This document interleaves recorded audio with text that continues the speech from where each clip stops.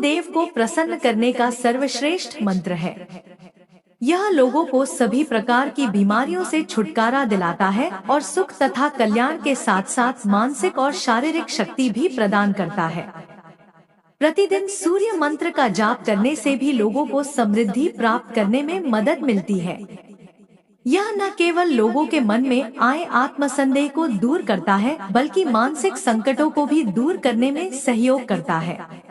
प्यारे भक्तों, मैं आपको सूर्य देव का एक ऐसा दिव्य चमत्कारी मंत्र बताने जा रही हूँ, जिसके श्रवण मात्र से सभी समस्याएं नष्ट हो जाएगी। सूर्योदय के तुरंत बाद सूर्य मंत्र का जाप कर सकते हैं, लेकिन आपका उच्चारण स्पष्ट होना चाहिए और मन में किसी भी तरह की नकारात्मक भावना नहीं होनी चाहिए।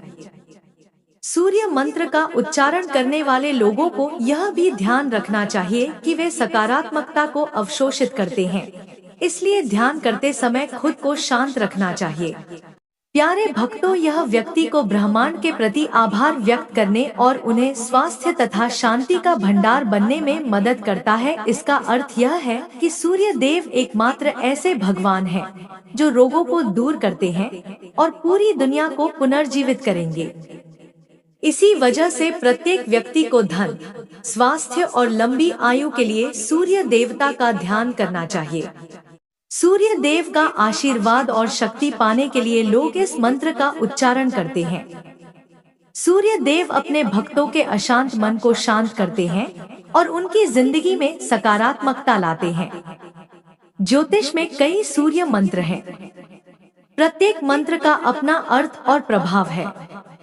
हालांकि सभी मंत्र मूल रूप से मन की शांति और जीवन में समृद्धि को बढ़ावा देते हैं।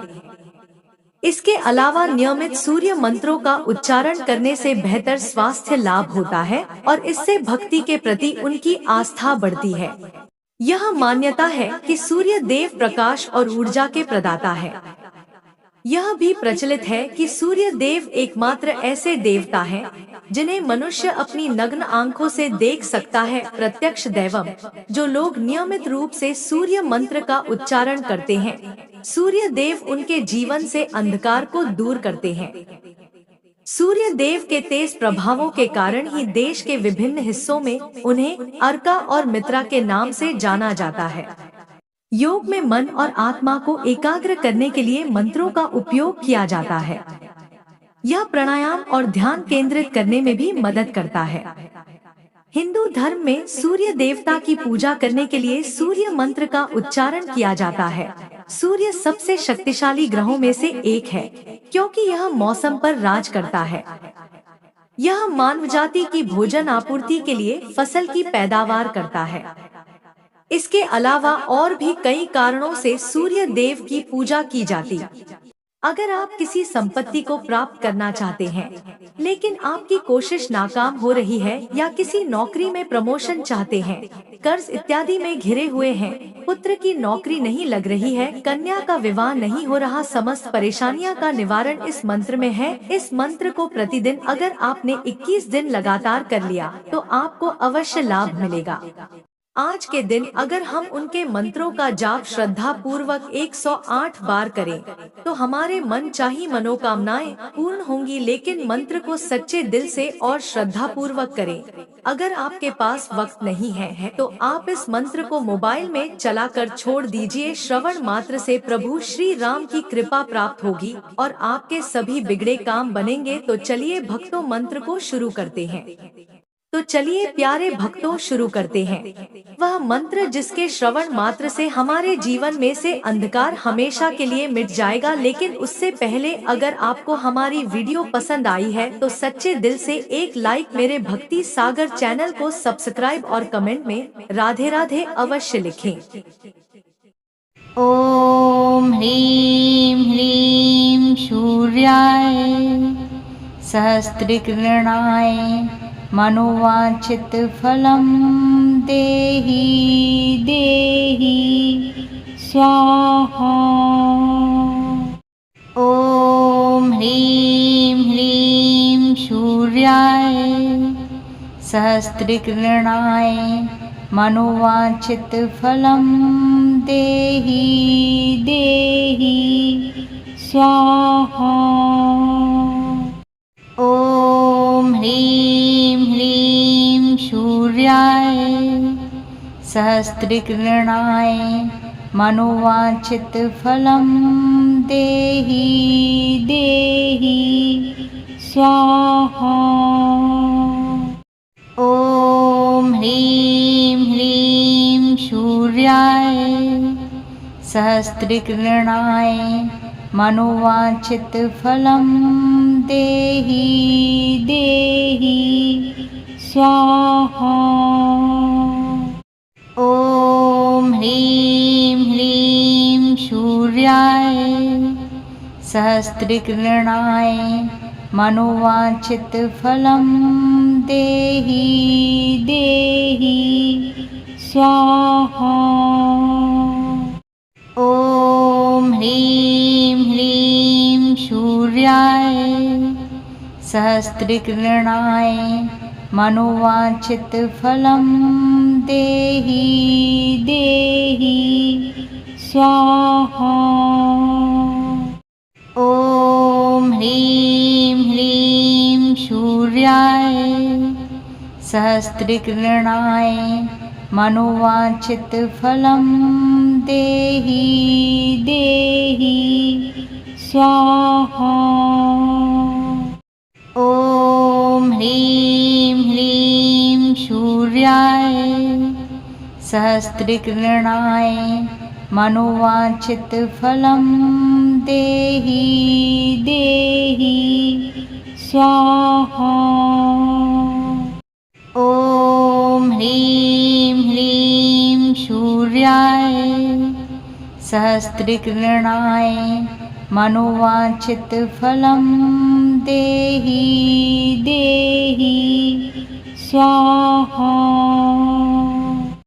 ॐ ह्रीं ह्रीं सूर्याय सहस्रकृणाय मनोवाञ्छितफलं देहि देहि स्वाहा।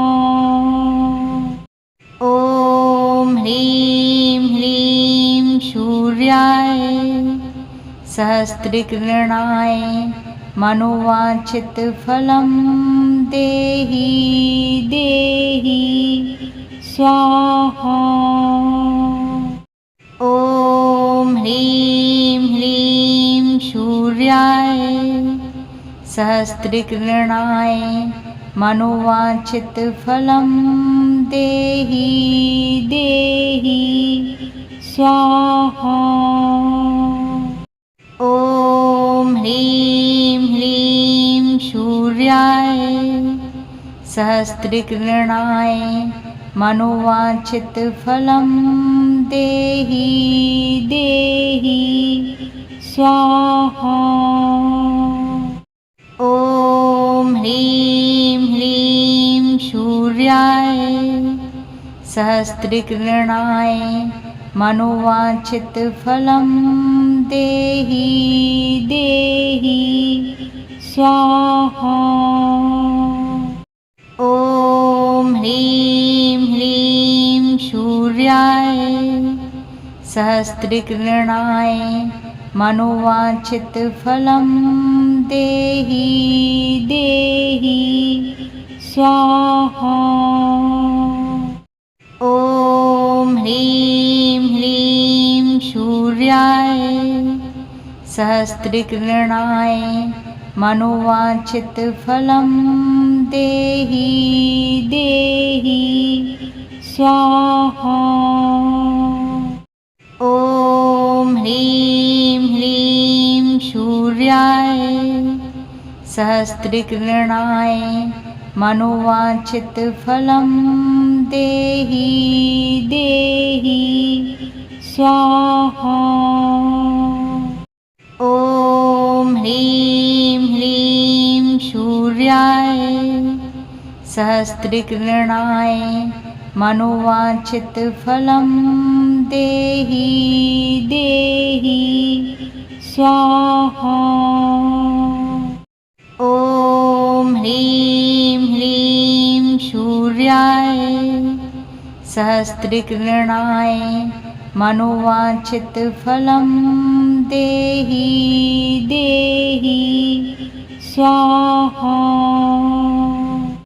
ॐ ह्रीं ह्रीं सूर्याय सहस्रकिरणाय मनोवांछित फलं देहि देहि स्वाहा।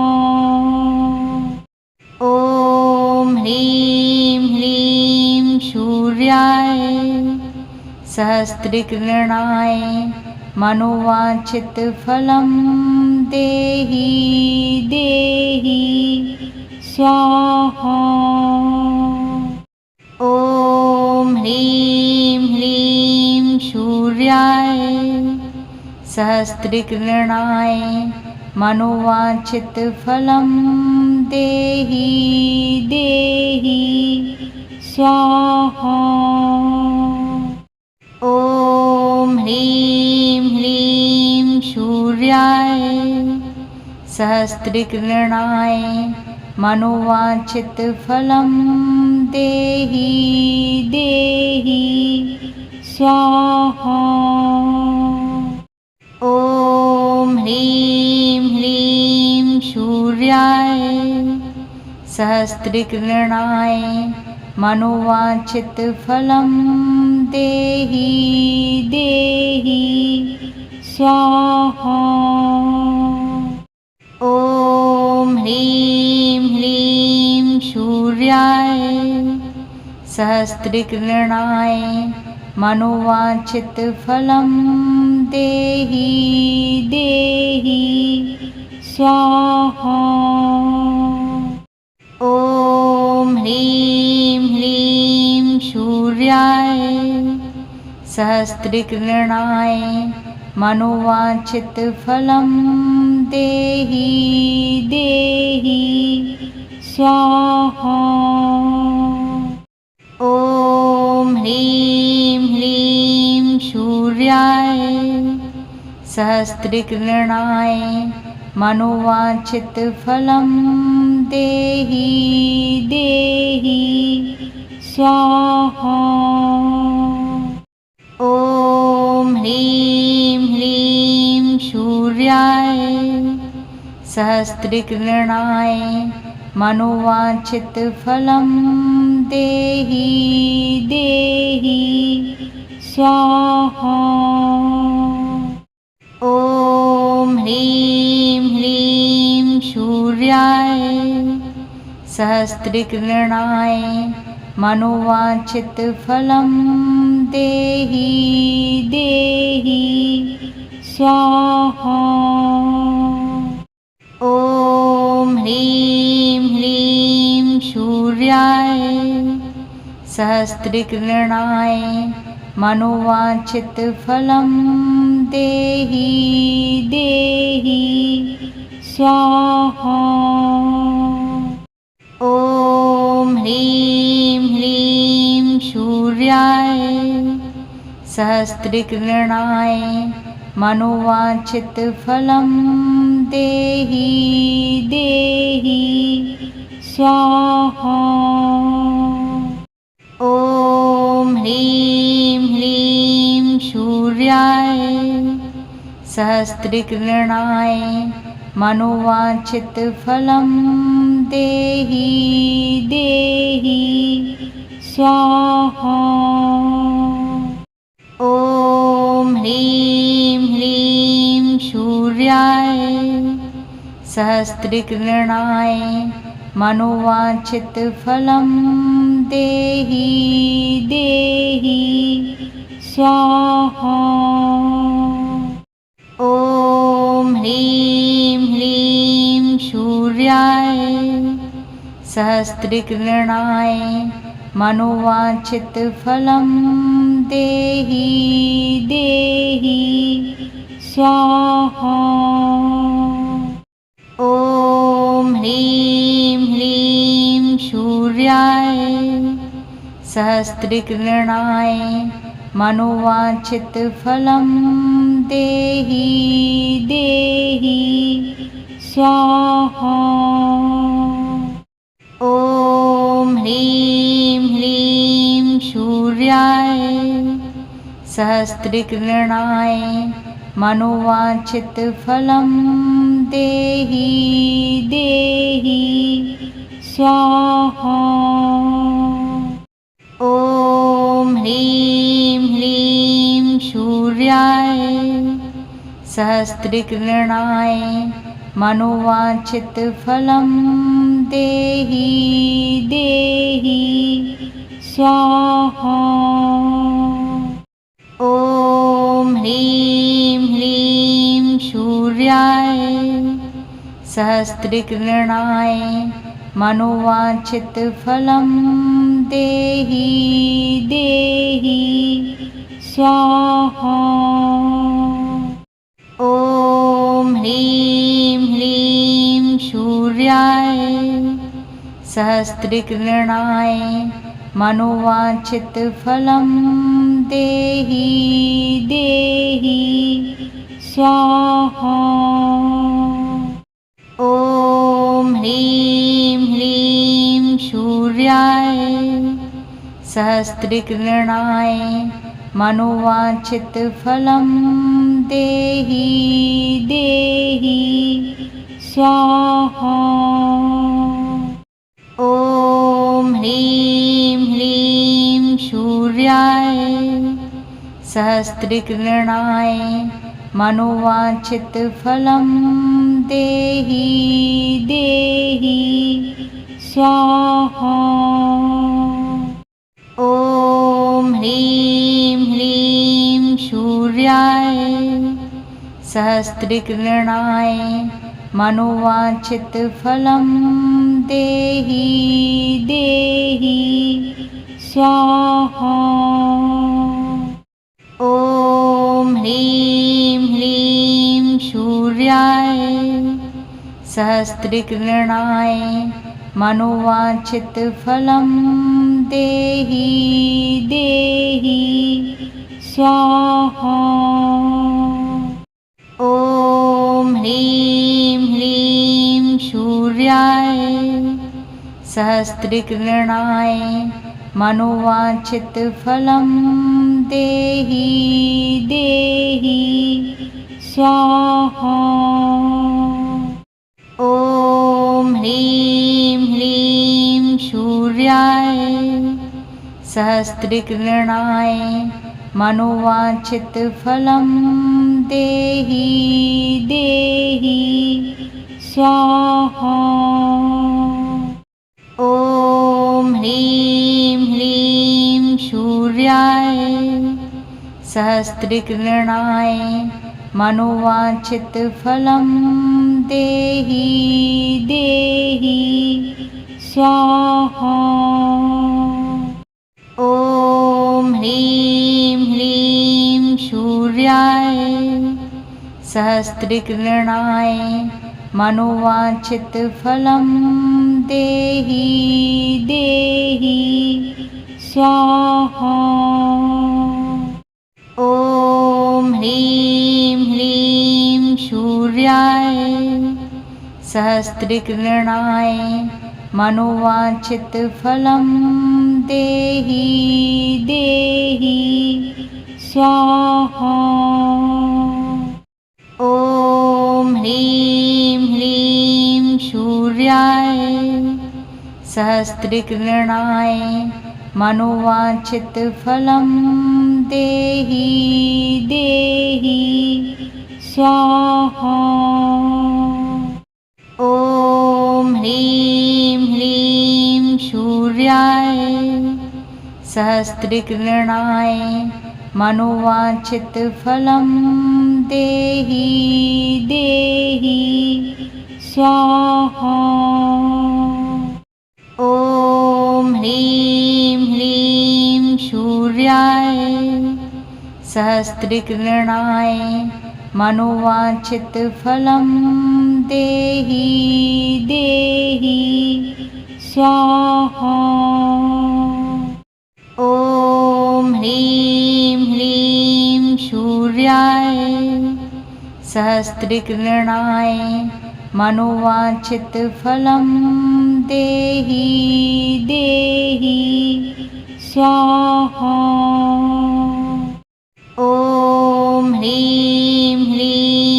सूर्याय सहस्रकृणाय मनोवांछितफलं देहि देहि स्वाहा। ॐ ह्रीं ह्रीं सूर्याय सहस्रकृणाय मनोवांछितफलं देहि देहि स्वाहा। ॐ ह्रीं ह्रीं सूर्याय सहस्रकृणाय मनोवांछितफलं देहि देहि स्वाहा। ॐ ह्रीं ह्रीं सूर्याय सहस्रकृणाय मनोवांछितफलं देहि देहि स्वाहा। ॐ ह्रीं ह्रीं सूर्याय सहस्रकृणाय मनोवांछितफलं देहि देहि स्वाहा। ॐ ह्रीं ह्रीं सूर्याय सहस्रकृणाय मनोवांछितफलं देहि देहि स्वाहा। ॐ ह्रीं ह्रीं सूर्याय सहस्रकृणाय मनोवांछितफलं देहि देहि स्वाहा। ॐ ह्रीं ह्रीं सूर्याय सहस्रकृणाय मनोवांछितफलं देहि देहि स्वाहा। ॐ ह्रीं ह्रीं सूर्याय सहस्रकृणाय मनोवांछितफलं देहि देहि स्वाहा। ॐ ह्रीं ह्रीं सूर्याय सहस्रकृणाय मनोवांछितफलं देहि देहि स्वाहा। ॐ ह्रीं ह्रीं सूर्याय सहस्रकृणाय मनोवांछितफलं देहि देहि स्वाहा। ॐ ह्रीं ह्रीं सूर्याय सहस्रकृणाय मनोवांछितफलं देहि देहि स्वाहा। ॐ ह्रीं ह्रीं सूर्याय सहस्रकृणाय मनोवांछितफलं देहि देहि स्वाहा। ॐ ह्रीं ह्रीं सूर्याय सहस्रकृणाय मनोवांछितफलं देहि देहि स्वाहा। ॐ ह्रीं ह्रीं सूर्याय सहस्रकृणाय मनोवांछितफलं देहि देहि स्वाहा। ॐ ह्रीं ह्रीं सूर्याय सहस्रकृणाय मनोवांछितफलं देहि देहि स्वाहा। ॐ ह्रीं ह्रीं सूर्याय सहस्रकृणाय मनोवांछितफलं देहि देहि स्वाहा। ॐ ह्रीं ह्रीं सूर्याय सहस्रकिरणाय मनोवांछितफलं देहि देहि स्वाहा। ॐ ह्रीं ह्रीं सूर्याय सहस्रकिरणाय मनोवांछितफलं देहि देहि स्वाहा। ॐ ह्रीं ह्रीं सूर्याय सहस्रकिरणाय मनोवांछितफलं देहि देहि स्वाहा। ॐ ह्रीं ह्रीं सूर्याय सहस्रकिरणाय मनोवांछितफलं देहि देहि स्वाहा। ॐ ह्रीं ह्रीं सूर्याय सहस्रकिरणाय मनोवांछितफलं देहि देहि स्वाहा। ॐ ह्रीं ह्रीं सूर्याय सहस्रकिरणाय मनोवांछितफलं देहि देहि स्वाहा। ॐ ह्रीं ह्रीं सूर्याय सहस्रकिरणाय मनोवांछितफलं देहि देहि स्वाहा। ॐ ह्रीं ह्रीं सूर्याय सहस्रकिरणाय मनोवांछितफलं देहि देहि स्वाहा। ॐ ह्रीं ह्रीं सूर्याय सहस्रकिरणाय मनोवांछितफलं देहि देहि स्वाहा। ॐ ह्रीं ह्रीं सूर्याय सहस्रकिरणाय मनोवांछितफलं देहि देहि स्वाहा। ॐ ह्रीं ह्रीं सूर्याय सहस्रकिरणाय मनोवांछितफलं देहि देहि स्वाहा। ॐ ह्रीं ह्रीं सूर्याय सहस्रकिरणाय मनोवांछितफलं देहि देहि स्वाहा। ॐ ह्रीं ह्रीं सूर्याय सहस्रकिरणाय मनोवांछितफलं देहि देहि स्वाहा। ॐ ह्रीं ह्रीं सूर्याय सहस्रकिरणाय मनोवांछितफलं देहि देहि स्वाहा। ॐ ह्रीं ह्रीं सूर्याय सहस्रकिरणाय मनोवांछितफलं देहि देहि स्वाहा।